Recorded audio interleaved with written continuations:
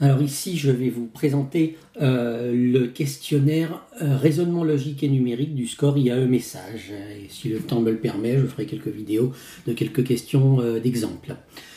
Alors, le raisonnement logique et numérique du score IAE message, c'est une partie qui est composée de 20 questions. Vous aurez 10 questions de logique et 10 questions de raisonnement numérique. Et vous avez un temps conseillé de 45 minutes pour faire cette partie. Mais comme on vous donne toutes les questions du score IAE message d'un coup, vous pouvez organiser votre temps comme vous le souhaitez. C'est juste un conseil.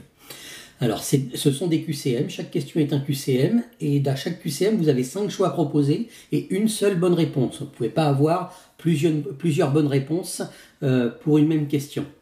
Donc, il faut trouver une seule bonne réponse pour 5 choix proposés. Et le barème pour le raisonnement logique et numérique, c'est que vous recevez 5 points par bonne réponse et que vous n'avez pas de points négatifs. Donc que vous ne répondiez pas ou que vous répondiez mal, vous avez 0. Donc vous avez intérêt à répondre de toute manière à toutes les questions, même si vous répondez au hasard. Vous n'y perdez rien. Mais quand même, si vous ne connaissez pas la réponse à une question, avant de répondre totalement au hasard, regardez quand même s'il n'y a pas certains choix qui vous sembleraient totalement absurdes. Dans ce cas, vous allez les éliminer et ça vous fait quand même plus de chances à ce moment-là d'avoir la bonne réponse. Donc, raisonnement logique et numérique, comme j'ai dit, c'est 10 questions raisonnement logique et 10 questions raisonnement numérique. Alors, le raisonnement logique peut se baser sur la détection d'incohérences. Ça peut se baser sur un raisonnement déductif ou inductif. Alors pour ceux qui ne savent pas, le raisonnement inductif permet d'observer des faits dans certains cas particuliers et d'en déduire une loi générale, alors que le raisonnement déductif c'est l'inverse. Il parle d'un fait général qui est connu et il l'applique au cas que vous étudiez. D'accord ?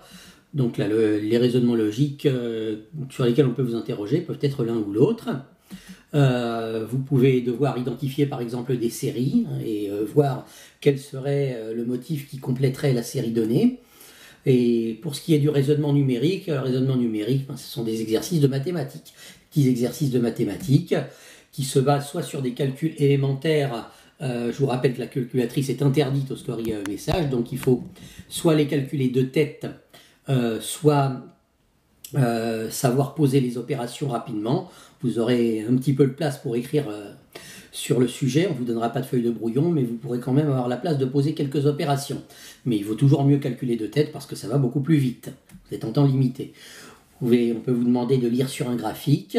On peut vous demander d'interpréter des formules et de les appliquer par exemple à un tableau ou à un diagramme. Et où on peut aussi vous interroger sur des principes d'algèbre simple, que ce soit des fractions, des puissances, des systèmes d'équations. Donc ce sont des petits exercices de maths de ce niveau-là.